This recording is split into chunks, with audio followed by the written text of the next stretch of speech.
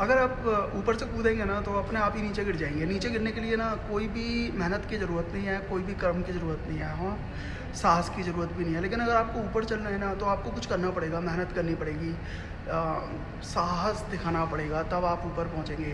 इसी प्रकार घास फूस अपने आप ही उग जाती है, जितनी भी अनवांटेड चीज़ें वो अपने आप हो जाती हैं, बैड हैबिट्स। अच्छाई के लिए फूल खिलाना है तो खाद भी देनी पड़ेगी, पानी भी देना पड़ेगा।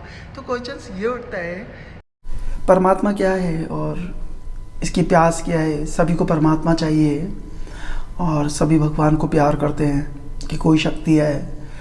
हाँ, अलग अलग नाम दे देते हो, अलग अलग रूप दे देते हो।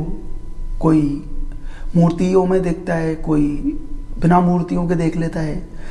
देखना सबका जारी है, देखना का प्रोसेस सबका सेम है। कोई कहीं भी देखे, कोई आकाश की तरफ देख लेता है, कोई किसी को भी परमात्मा मान लेता है। लेकिन कहीं ना कहीं परमात्मा की भूख है, या परमात्मा को पाने की प्यास है, तभी वो परमात्मा को देख रहा है। अब वो किसी में देखे, वो उसका अपनी धारणा है, उसका अपना मानना है। तो परमात्मा की जो प्यास है वो सभी में है। वो कौन सी प्यास है? परमात्मा को हमने देखा नहीं, परमात्मा को हमने जाना नहीं, उसके बाद भी एक प्यास पैदा हो गई कि कुछ चीज़ है जो हमें भर देगी, कोई चीज़ है जो हमारा खालीपन दूर कर देगी, और परमात्मा की तरफ हम दौड़ने लगते हैं, भागने लगते हैं। या ऐसा कह लो, जिसके जीवन में दुख होता है, ज़्यादातर जितने भी संत बने दुखों से बने। और कुछ संतों ने तो कह ही दिया, तू कुछ भी देना परमात्मा, दुख जरूर देना, क्योंकि जब दुख आते हैं तो तेरा स्मरण भी होता है, तुझे भूला नहीं जाता। जब दुख आते हैं तो परमात्मा को ज़्यादा याद किया जाता है भाई। तो तू दुख देता रहना, दुखों में ही परमात्मा की याद छुपी है। कुछ संतों ने ऐसा भी कहा है और शायद सही कहा है। तो ये प्यास परमात्मा की सभी में है और सभी दौड़ रहे हैं। कोई तीर्थ स्थान जा रहा है, कोई कहीं जा रहा है। परमात्मा उतना ही दूर होता चला जा रहा है। आपकी दौड़ चल रही है, आप पीछे पीछे दौड़ रहे हो, परमात्मा आगे आगे भाग रहा है। या ऐसा कह लो, ये जैसे स्काई इज द लिमिट। तो आप कितना ही दौड़ लो, कभी एंड तो होने वाला नहीं है। कितना ही ऊंचा चढ़ लो, आपको ऐसे ही लगेगा परमात्मा आगे आप पीछे। तो आपकी जो दौड़ है वो चलती रहती है, क्योंकि ये एंडलेस है, इसका एंड नहीं होगा। और आपको बताने वाले भी हैं जो आपको बताते रहते हैं, इस तरीके से देखो परमात्मा ऐसे मिल जाएगा। और यही पैटर्न है, या यही वे है, सॉरी, कि आप परमात्मा को पा सकते हैं। यही रास्ता है। ओके। और वो लीड करते हैं जिन्हें परमात्मा की कोई अनुभूति नहीं हुई, जिन्होंने कभी कुछ जाना ही नहीं परमात्मा के बारे में। जैसे मुझे किसी ने बता दिया कि ये परमात्मा है, कोई भी चीज़ हाथ में दे दी, ये परमात्मा है, या इसे तू अपने पास रख ले और इसकी आराधना कर, इसे थोड़ी इसकी पूजा करा कर, और जो भी तू करना चाहे कर ले, यही परमात्मा है, सच्चा परमात्मा यही है, इसकी सेवा कर ले। और हम लगे उसकी सेवा करने में, उस चीज़ की, चाहे वो कुछ भी हो सकती है। खाना खाने से पहले हम उसको खाना भी पूछते हैं, खाना भी चढ़ाते हैं कि खाना खा लो, क्योंकि तुम ही हमारे परमात्मा हो। हम इतना संकुचित हो जाते हैं, हम इतना सिकुड़ जाते हैं कि वो ही हमें परमात्मा दिखने लगती है, वो चीज़, और दुनियादारी से कोई मतलब ही नहीं रहता। और इसमें एक चीज़ जो बहुत सटल काम कर रही है, बहुत आप कह सकते हैं सूक्ष्म काम कर रही है, वो है आपका अहंकार। कहीं ना कहीं आप परमात्मा को नहीं खिला रहे, आप अपने अहंकार को खिला रहे हैं। कुछ चीज़ें तो ऐसी हैं जो अपना वीडियो तक वायरल कर देते हैं कि देखो, कोई भी मूर्ति को ले लेंगे किसी भी भगवान की, देखो मैं परमात्मा की, और वो वायरल हो जाएगी। और वो सोचेगा इंसान कि मैं बहुत बड़ा भक्त हूँ, लाखों लोगों ने मुझे लाइक किया, लाखों लोगों ने मुझे फॉलो किया, एक मूर्ति हाथ में लेके मैंने डाली। तो ये मार्ग जो है, और उसे देख के 1000 लोग और वो पैटर्न को फॉलो करेंगे, उस रास्ते पे चलेंगे जिस रास्ते पे वो चला, जो इंस्टाग्राम पे या यूट्यूब पे या कहीं पर भी पॉपुलर है, फेमस है, और इस तरीके से एक भीड़ चलने लगेगी और वो परमात्मा को अलग अलग चीज़ों में देखने लगेगी। और परमात्मा का कोई मतलब नहीं है, परमात्मा का उन्हें कुछ नहीं मालूम है, उनकी नज़रों में कोई मतलब नहीं है कहाँ है, क्या एक्शंस होने चाहिए। बस उसने उस चीज़ से जोड़ लिया कि अब तो मैं रंग गया या मैं रंग गई तेरे नाम, पिया की ओढ़ली चुनर। जो मीराबाई ने कहा वो भी कहते हैं, जैसे मीराबाई नाची वो भी नाचते हैं, लेकिन मीराबाई का जो फूल था वो अंदर से खिला, आप लोगों ने बाहर से कुछ पकड़ के खिलाया। ध्यान रखना, यहाँ पे आपका ये जो पैटर्न है वो स्वाभाविक नहीं है, ये किसी के द्वारा दिया गया है, अंदर से कोई प्रेरणा नहीं आई है जो तुम्हें कुछ भी दे सकता है। कोई भी पॉपुलर इंसान, आप कोई पॉपुलर साधु हो सकता है, संत हो सकता है, मेरा किसी के लिए इंसल्ट नहीं है, ना कोई आलोचना कर रहा, सभी के हाथ जोड़ रहा हूँ, लेकिन मैं कुछ ना कुछ तो बताऊंगा। वो अगर आपको कोई पॉपुलर संत, जिसे आप बोलते हो वो पॉपुलर साधु है, वो आपको एक कंकड़ भी दे देगा, कहेगा कि इसे रख लो। साधु नहीं है, पॉपुलैरिटी है उसके साथ। जो जितना बड़ा पॉपुलर उतना बड़ा साधु, जिसके जितने फॉलोअर्स उतना बड़ा संत, उतना बड़ा साधु।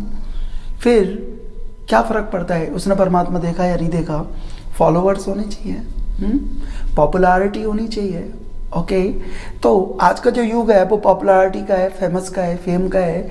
जो जितना बड़ा प्रसिद्ध उतना बड़ा साधु।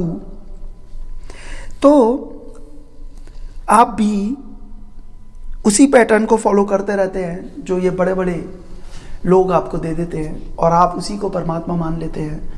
और जिस जगह पर आपकी विचारधारा या आपका अंतःकरण या आपका अंदर का फूल कभी खिल नहीं पाता, जो आपका अंदर का फूल है वो स्वयं ही खिलेगा, आपके बोध से खिलेगा। जो अंदर बैठा हुआ है परमात्मा बीज बनके, वो तो आप ही खिला पाएंगे। बाहर है ही कहाँ परमात्मा जिसे आप पकड़ के कुछ भी कर रहे हो। ऑलराइट, परमात्मा तो अंदर है, वो बीज अंदर है। आज जानोगे या कल जानोगे। हो सकता है मेरी बात आपको ठीक ना लग रही हो, क्योंकि प्रोसेस से अलग है। मैं आपको कुछ और बता दूं तो आप उसे फॉलो करने लगेंगे, किसी काम में लगा दूं आप काम करने लगेंगे। ठीक है, आपको लगेगा कुछ बता दिया, लेकिन ध्यान रखना आपका बीज वो अंदर ही है, जो परमात्मा रूपी बीज है। और वो तभी फूटेगा जब आपका बोध, आपकी अटेंशन, आपका फोकस अंदर जाएगा। और बहुत सौभाग्यशाली होंगे आप जब वो उस बीज को आप देख पाएंगे। और एक बार वो बीज देख लिया, वो खिल गया, बस देखना भर है और कुछ भी तो नहीं करना आपको। और वो बीज आपके अंदर है, जब वो बीज फूटेगा ना और जो फूल खिलेगा, मतलब आप ही खिल जाएंगे। और जब वो फूल खिलता है ना, विकसित होता है ना, तो हजारों लोग उसके सानिध्य में आके गंगा नहा लेते हैं, पवित्र हो जाते हैं, शांत हो जाते हैं। आपको ऐसा बनना है या भीड़ का हिस्सा बनना है या अहंकार से अपने आप को भरना है, आपको देखना है। और परमात्मा तो निरअहंकारिता की बात है, जहाँ पे सारे अहंकार, सारा ईगो खत्म हो जाता है, वहाँ से परमात्मा की यात्रा शुरू होती है।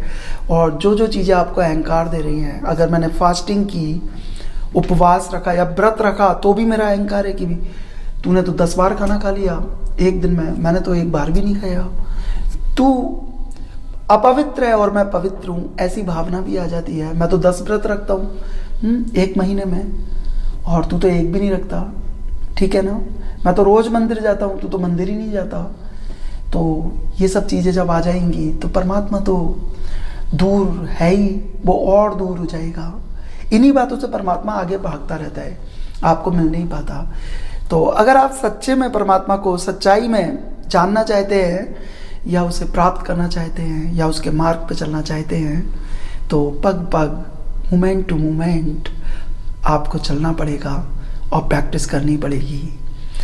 This is the long term way, long term practice. ऐसा नहीं है मैंने 2 दिन प्रैक्टिस करी और मुझे बोध हो गया, हो सकता है, इम्पॉसिबल नहीं है, लेकिन बोध भी तभी होगा जब आप अंदर देखना शुरू करेंगे। अब वो 1 साल लग जाए या 1 दिन में हो जाए, लेकिन परमात्मा मिलना निश्चित है, और परमात्मा का जो आनंद है, उसे मिलने का आनंद है, ठीक है, जब एक बार वो टच कर गया आपको, तब आपको मालूम पड़ेगा, ओहो, ये जो संसार है जहाँ मैं जी रहा था, जिस नरक में मैं जी रहा था, ये सोच के कि ये सुख है, स्थायी सुख है, यही नरक का द्वार है, यही नरक था, मैं पहचान नहीं पाया। आज मैंने देखा, सिर्फ एक टच, एक झलक अगर उस परमात्मा के आनंद की दी गई ना जीवन में, तो आप फिर रह नहीं पाओगे। इस संसार में आपको कुछ भी सच्चा नहीं दिखेगा। सच्चा का मतलब कोई बेवफा नहीं हो जाएगा, कहीं क्रिटिसिज्म बढ़ा लो, क्रिटिसाइज करने लगो, ये संसार झूठा है।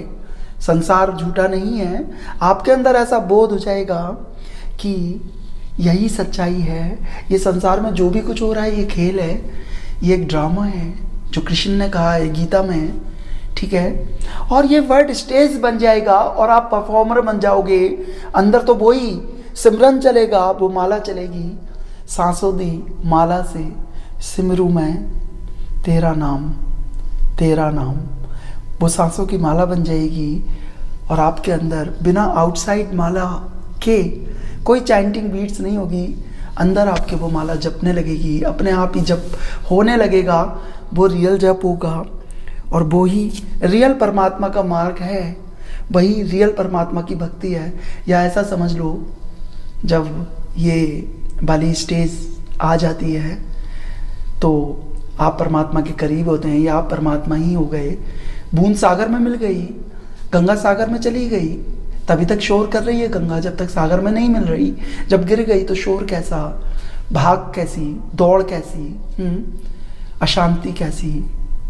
और उस दिन आपको अनुभव हो जाएगा कि आप परमात्मा में हो गए। जिस दिन आप ओशियन में, समुद्र में, आप एक बूंद हैं, आपको उसमें मिलना है, बस कोई प्राप्त नहीं हो रहा आपको, बस उस जगह पे जाके आप भी नहीं रहते, आप परमात्मा ही हो जाते हैं। क्यों? एक बूंद सागर में रह के उसका अस्तित्व परमात्मा हो जाता है। बूंद का अस्तित्व पहले भी परमात्मा था, जब बूंद सागर में नहीं मिली थी, लेकिन उसको मालूम नहीं था, वो उसकी अज्ञानता थी। जैसे हम लोगों की यही अज्ञानता है, हम परमात्मा से अपने आप को अलग माने हुए हैं। तो जब बूंद परमात्मा में मिल जाएगी तो आप सागर थे और सागर ही रहेंगे। और आप अपने बोध को बढ़ा लो और परमात्मा को प्राप्त कर लो। परमात्मा कोई टफ एक्सरसाइज नहीं है, या आप सर के बल खड़े हो रहे हैं, या कोई भी योग प्रैक्टिस कर रहे हैं, टांगों को चीर रहे हैं, स्ट्रैडल कर रहे हैं, या कोई भी स्ट्रेचिंग दे रहे हैं बॉडी को, इससे कभी परमात्मा ना मिला ना मिलेगा। पतंजलि का, जैसे मैंने आपको हमेशा ही बोलता हूँ, अपने सारे सत्संग में मैं यही बोलता हूँ, स्थिरम सुखम आसनम, पतंजलि का सूत्र। तो स्थिर हो जाओ। देखो कोई भी आसन, जितने भी ये योगा आसन है, ये भी इसीलिए बने हैं जिसमें तुम स्थिर हो जाओ। लेकिन योगा आसन करके तो कोई स्थिर नहीं होता। अगर आपने टांगे चीर दी तो उसमें तो दर्द होगा। आप 1 second, 10 second, 20 second, 1 minute stay कर सकते हो, लेकिन आप उसमें स्थिर कहाँ हो पाएंगे? आसन वही है। आसन तो एक तरीके से आसान वर्ड है, आसान से आसन हुआ ना, आसान आसन।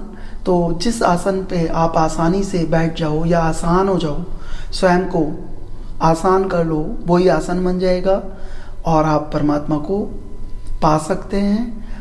ठीक है, कोई भी एरोबैटिक एक्सरसाइज नहीं करनी है, कोई भी आपको तांडव इस तरीके का कुछ भी, डांस मेरा मतलब नृत्य, वैसा नृत्य इधर उधर भटकना नहीं है, आपको कुछ भी नहीं करना, एक जगह स्थिर होना है और बैठ जाना है किसी भी मुद्रा में, चाहे वो सुख आसन हो, आप पलोती पालती जो बोलते हो, क्रॉस लेग्ड, तो आप उस पर बैठ जाएं, उसे हम सुख आसन बोलते हैं। आप वज्रासन पे बैठ जाएं अगर आपके पैरों में कोई प्रॉब्लम ना हो। आप दीवार का सहारा ले लें, आप किसी चीज़ का सहारा लेके बैठ जाएं, बस आपकी बॉडी में कोई तनाव ना हो, आप बस स्थिर हो जाएं वो आपका ध्यान बन जाएगी वो स्टेट। आपको कुछ करना ना पड़े, आपको कुछ दिमाग में ऐसी टेंशन ना हो कि मुझे रात को मंदिर जाना है और सुबह को मंदिर जाना है, या मुझे डेली दिया जलाना है।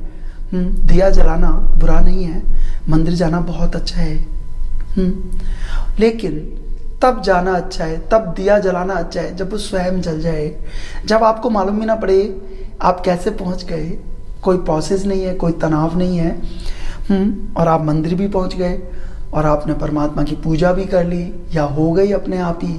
उसे कहते हैं सच्ची प्रार्थना। और जितनी प्रार्थनाएं हम करते हैं उसमें टाइम लगाते हैं, पूरा माइंड हमारा एक्टिव रहता है और हम खड़े होके 1-1 घंटे तक प्रार्थना कर देते हैं, या जो भी हमें बताया जाता है परमात्मा के मार्ग पे ऐसा करो ऐसा करो, और हम तनावग्रस्त हो जाते हैं उस समय। एक बार बचपन में ना एक आरती हो रही थी, काफ़ी लंबी आरती थी, और कहीं पे मैं इनवाइटेड था, मतलब मेरी फैमिली इनवाइटेड थी, मैं भी गया था। तो वहाँ पे जब प्रार्थना चल रही थी, मतलब आरतियाँ चल रही थी, मेरे पैरों में बहुत दर्द हो रहा था। Why I don't know. मैं बैठना चाहता था, लेकिन वो पंडित जी हमारे एक आरती खत्म करें वो दूसरी आरती शुरू कर दें, दूसरी आरती शुरू करें वो तीसरी आरती शुरू कर दें।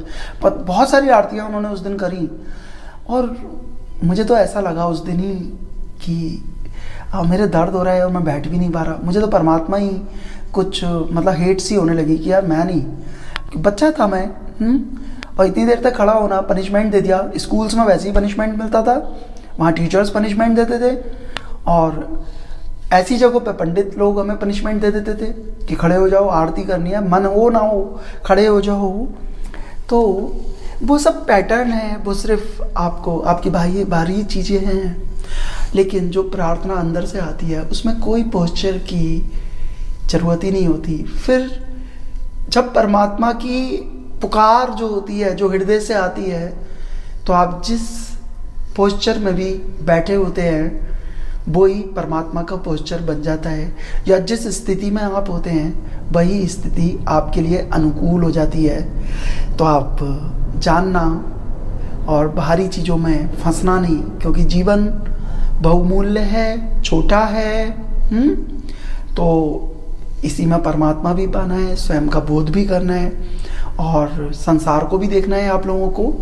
तो इस पैटर्न से आप चलेंगे तो भले ही आपकी पॉपुलैरिटी ना हो पाए, लेकिन आप परमात्मा के बहुत नज़दीक होंगे।